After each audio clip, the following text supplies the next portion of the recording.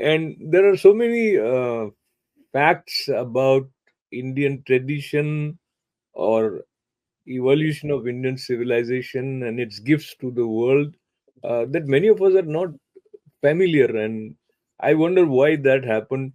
But talking about the precious aspect of it, going towards the diamond and some precious stones.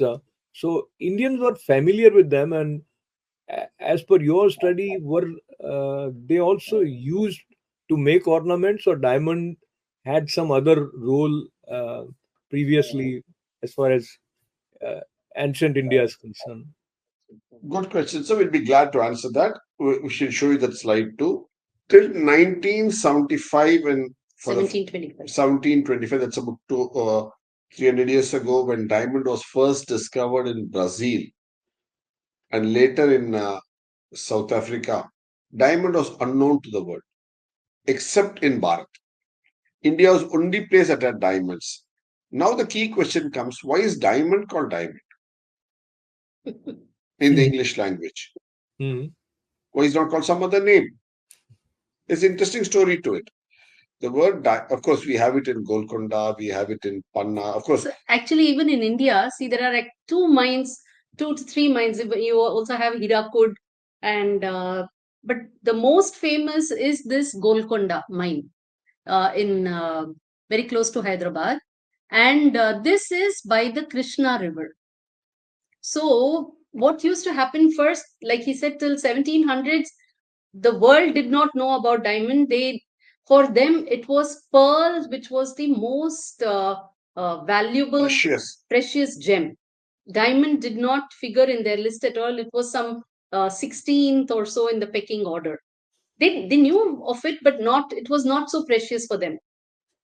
What is the proof? She said pearl was the most precious product of medieval and pre-medieval Europe.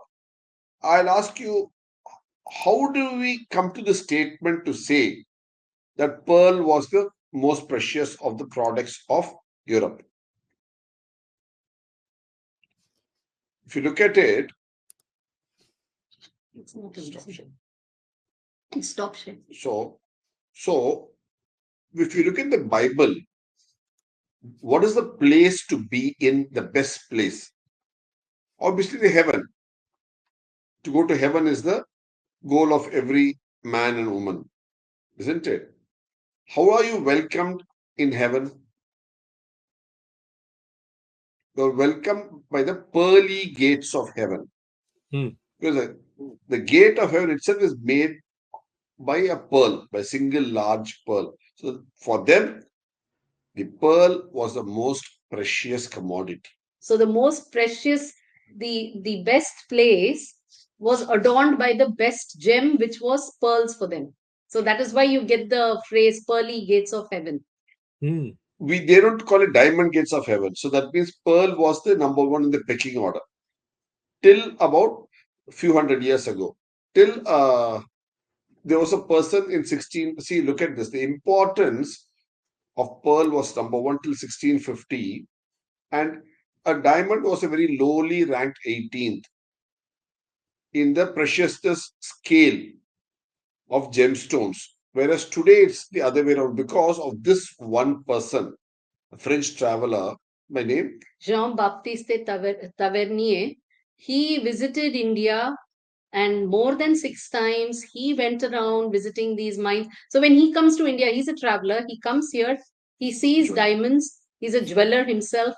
So he finds, oh, this is such a precious thing. He takes it back because you ask, what was it being used for? Here, diamonds and huge diamonds from Golconda. Today, the world, there is a separate word for the best diamonds. Diamonds are there, but the best quality diamonds are not called diamonds. They're just called Golcondas. Hmm. So the richest and the most precious gems, diamonds, they'll say I have a Golconda. They won't say I have a diamond of this quality or that quality. The highest quality is called a Golconda even today.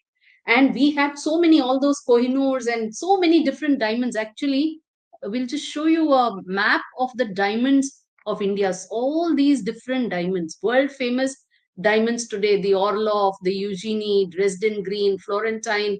Some are even called Ahmedabad because it was found there. Nasik, Nasak. So many of these diamonds, which have gone world over, they were really huge, and they were actually being used as adornments on deities. They used to form the eyes of the divinities, the vigraha, the murtis. They were embedded with diamonds. The Srirangam temple, the vigraha had diamonds for its eyes. So like that, even the Kohinoor was the eye of one of the devis before it was taken. I mean, it goes through a various route because of all the plunder and so on. So this French traveler, what he does is he sees a lot of diamonds and he takes it to the court of King Louis XIV in 1669 in France, and he introduces it as a fashion. So King Louis takes to it, and then slowly it becomes a fashion statement, and then people all over Europe slowly start using diamond. So all the courtiers, Versailles, it becomes a fashion there. And Marco Polo, actually in 1300s, he is writing the big stones go to the Indian kings, who in turn don't keep it for themselves alone. They give it to the various temples that they build. And the refuse is going to Europe. So the much, much smaller ones. So from here comes the interesting story. So this Golconda, which is by the Krishna River, the Greeks started calling it Adamas, because this was the river from which they were getting the diamonds. And the word Adam actually is hardness. Even in Hindi, in Tamil, in southern languages, Telugu, Tamil and all, you say Adam means very firm, stubborn. Adke rahna. In Hindi, you say adke rahna. So ad. So that Adam, the river is called Adamas. In English, you call it adamant. Adamant. Yes. Look at the words, they denote the same thing. Adamant is stubborn. And from Adamas, it becomes diamant, and then you get diamond from there. So how the property, the guna, the characteristic of the stone of to be the hardest, unbreakable. So adamant, as she said, diamant to diamond. We have incidentally a short film on this, and it's also in one of the chapters of our book, Brand Bharat. Full chapters available on this. Plus, we take this as one of the sessions in our course that we do for on Bharata civilization for Hindu University America. Certainly, it's part of our course. Yeah. So we bring out these kind of small facts during the course, and also the ethos with which we were handling. See, look at it. So along with the fact that you had such big diamonds, what comes out is the people of this civilization, they actually used it for the divine. It was not the personal wealth alone. The kings got these, but then it was Also, in all these cases, you will find all those big diamonds that have gone out were all part of a temple or a divinity, and it was adorning the divine. Because when one person wears it, only that one person wears it. But if you give it to the divine to wear, then everybody in that town, that Nagara, that Grama, that Desa, they can all come and watch it and enjoy its beauty. Beautiful. So it's been made common for all to view. And it stays there for generations. Beyond time. So and diamonds are for forever.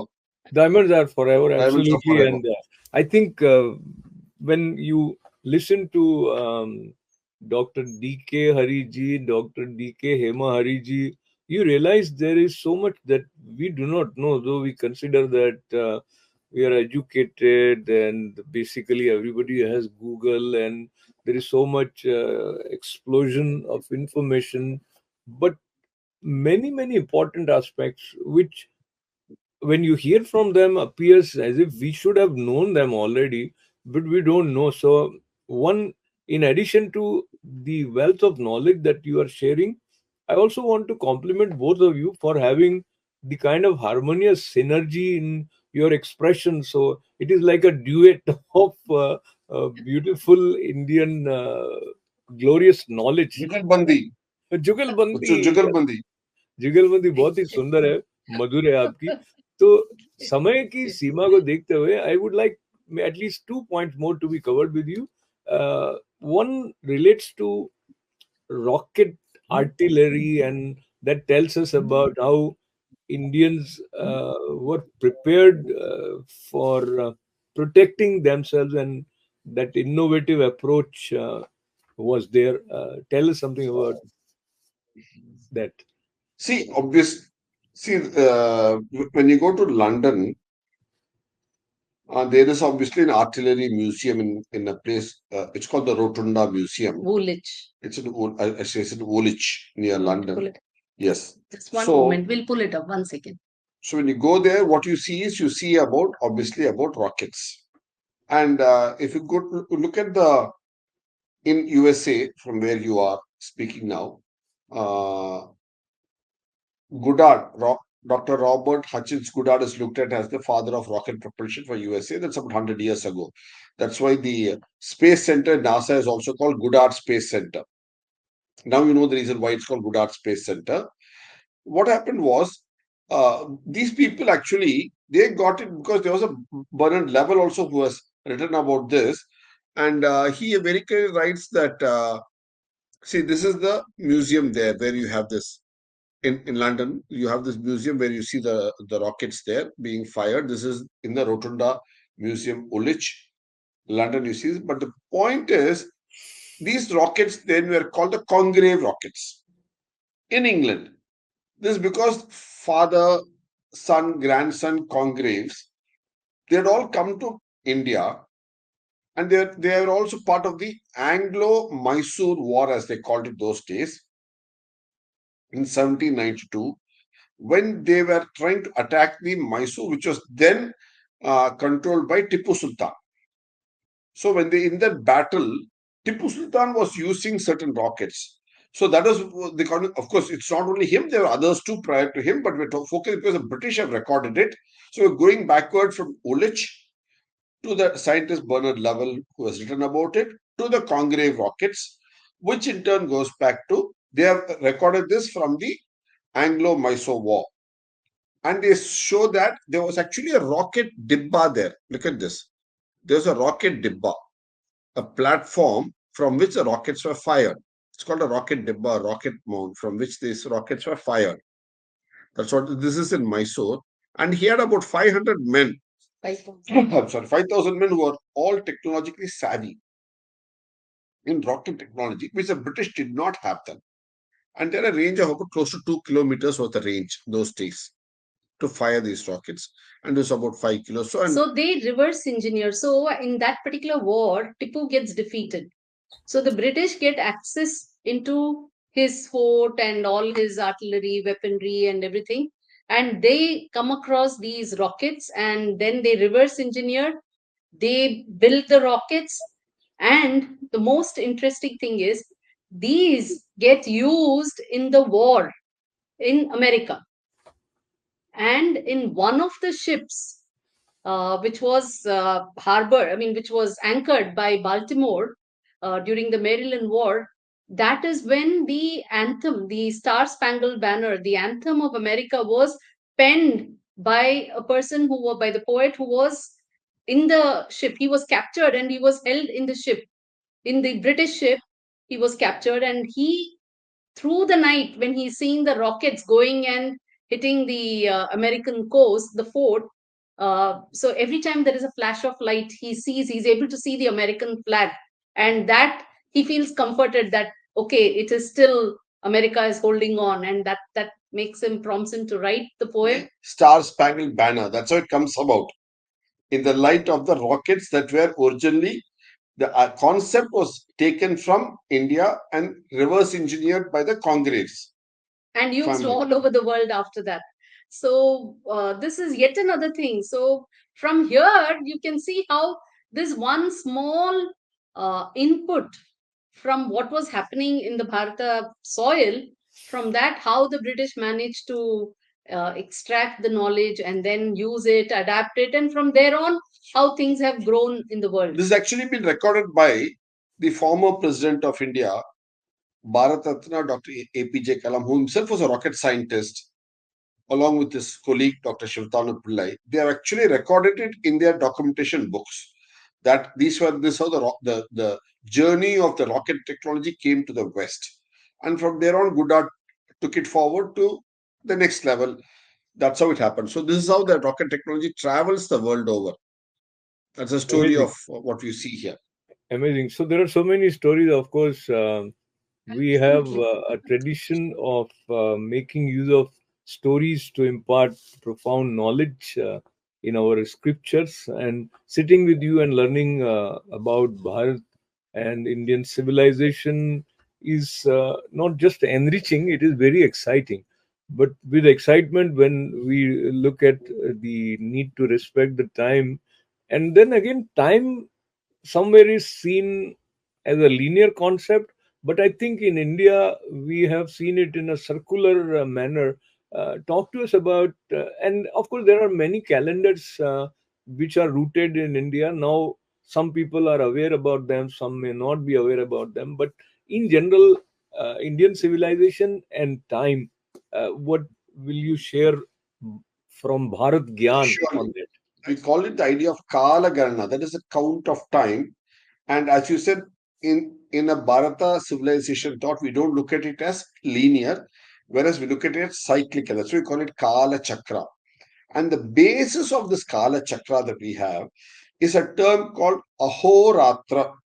Aha obviously means day, Ratra, Ratri, night. So it's a continuous cycle, an unending cycle of day and night is called Ahoratra.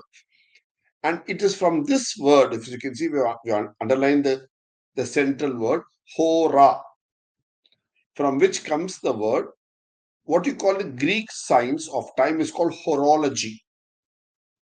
Look at the word, the horology that you use for Greek comes from the word hora, the Indian term, which is the conjoined word of aha and ratra. Ahoratra comes hora.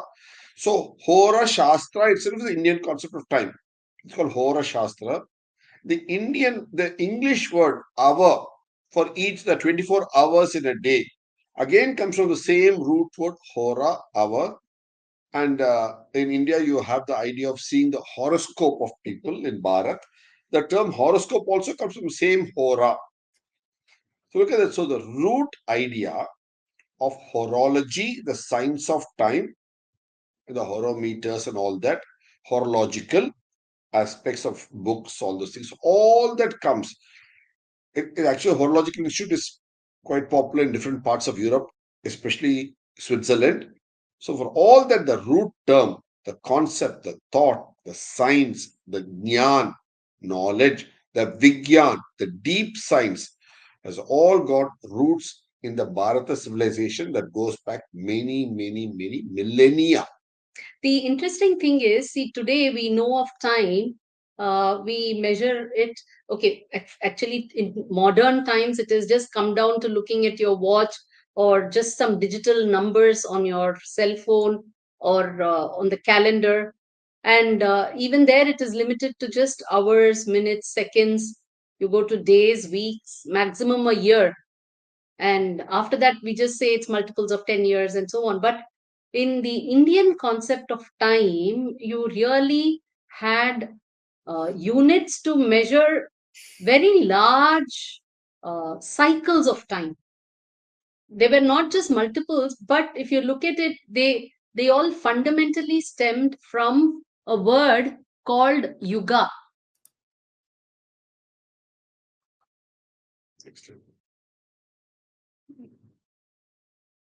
Because we have the So if you look at it, you have the word Yuga, Chatur Yuga, which has Kali Yuga, Dwapar Yuga, Treta Yuga, Krita Yuga. Then from there on, you go into larger cycles, which are Manvantara, Kalpa, going up to Brahma's scale of time, and the Parardha, which is the scale of time of the entire creation universe itself, Srishti. Srishti. But the fundamental is a Yuga. And you use this term yuga for terms like 4,32,000 years. You also use it for just 1 year, which is why, people of Andhra Pradesh, Karnataka, and all, their new year is called Yugadi, Yuga Adi. So, start of a yuga every year. So, Hmm. yuga actually denotes a conjunction, an alignment. And that is what happens in cycles. In cyclical time, you have conjunctions. Every year is an alignment of Earth, Sun, Moon, and Aries, Mesha Rasi. So that is an alignment. So, like that, when you start, we have been counting larger and larger cycles. So, if you have just two, three of them, your alignment time is smaller. When you have many more to align, then the alignment period becomes much longer. So, we have used so many factors for alignment, and we have come with larger and larger cycles, and that's how we have known time. We have kept track of time, and we have used even the smallest unit of a day. You just look at the sky and you'll be able to say that this is this month, this day, and so on, based on the stars which we have used as markers. Here we're showing the idea she said about Aries, Mesham, from which, so the alignment of all the planets in the solar system that occurred, from which you get the concept of Kali Yuga. That's what she's showing here. So you have various scales, astronomical scale of time to a human scale of time to just a rotation, spin, all of these, the revolution, each one is a scale of time. So, our idea of understanding of time was just tremendous. It's really out of the world. Our Yes. idea of understanding the concept of time is really out of the world. And this again is part of our course that we do. We have a full course that we do on calendar and cosmology. It's a 10-session course. It's part of our eight-course cycle that we do over a 2-year period. And this time, understanding of time is very fundamental to the Bharata thought, because time is all about dharma. So we come back the cycle, we bring back the chakra to dharma again. Because Beautiful. this idea of time, it actually speaks to you of the dharma. The dharma is that is there in the universe, which is cyclical, which is so periodic, which is so orderly, which is so rhythmic, which is therefore the rita. And you understand these cycles of time, you know how to conduct yourself on a day-to-day basis in alignment with this kind of cyclical motions of the The universe. situation you're in, to conduct yourself in the sequence, situation, the place you're in, that's your dharma. And in Rita, so as you said, Ritu, as you use the word, Rita, Ritu, so you know what dress to wear, which season. That's also part of your dharma. So you can't wear some clothes which are unsuitable for that particular season. So it's like, otherwise it's like putting some other animal in some other part of the world. Okay, it's like putting a penguin in the Sahara Desert or putting a camel in Antarctica. It doesn't suit. So you have to live along according to that. That's part of dharma. And therefore, this understanding gives you an understanding of the traditions of the people of the civilization. Why were they doing such and such a act, and why were they celebrating certain festivals, and why were they celebrating at that particular time window? What does it denote? What is the significance? So from the understanding of time, we take people into the understanding of tradition, to understanding of festivals, understanding of timekeeping, calendars, from where you move on to how it is applicable for present times, where you're talking about space travel, you're sending people to moon. You now have an experiment going on in the US where you put people into a Mars kind of environment, artificially created environment, to see how they're going to react. So people going to Mars in the next 1 or 2 generations is going to become common. And then how do you keep track of time? How do you communicate and tell? Because Mars is going to rotate differently. So how do you tell this is the time, and how do you coordinate the calendar and say, okay, let's have a Zoom call at such and such a time? Because the Gregorian calendar that you use now in America would not be of use of validity in Mars. When you go set up a station there, a Earth station in Mars, it's not going to have any validity, the Gregorian calendar. Whereas you need a calendar, you need a timekeeping method that suits for staying for Martian life. Where does that calendar come from? The Bharata calendar suits all that, suits all the bodies in the solar system, wherever you may go stay or beyond the solar system. So we have the concept of how to keep time. So we have a space ready is calendar. Common that can be replicated and carried forward. We have a calendar for the world where it's actually space ready. So when you go out in space, these timelines that you need are very different in the what you have on Earth. You need what you need for solar system, what you need for the galactic travel that you do, the Endeavor and all those things, and SSS Enterprise, USS Enterprise. You need different scales, or the Gregorian calendar is of not going to be of much use there. So you need to have a space ready calendar when you go into space. That calendar, you don't have to invent a calendar. You don't have to reinvent a calendar. The calendar already exists with us in Bharat. So you can use the Bharata calendar as it's already space aligned, space ready. So we have Amazing. a space age calendar. Whatever you may come up with, you'll have to come back to this calendar only. So not only Bharat is Vishwa Guru, but Bharat is Guru in terms of that which encompasses future and future possibilities, and have the provision for placing everyone. So it is not just a matter of coexistence of different type of human beings, but it is the coexistence of different planets. So that is phenomenal. When we listen to both Hariji's, it fires our imagination also, and that is rooted in the fact-based, research-based knowledge. So that is even more exciting. I think we should have more and more sessions with you to share the wealth of knowledge that you have by your tapasya uh, assimilated, accumulated, orderly placed to share and enlighten us. Thanking both of you profusely, and wishing the best in terms of the passion with which you are sharing and spreading this fragrance. So, pranams to them, and thanks to all of you with lots of good wishes for joining us. This is Ashok Vyas. Namaste.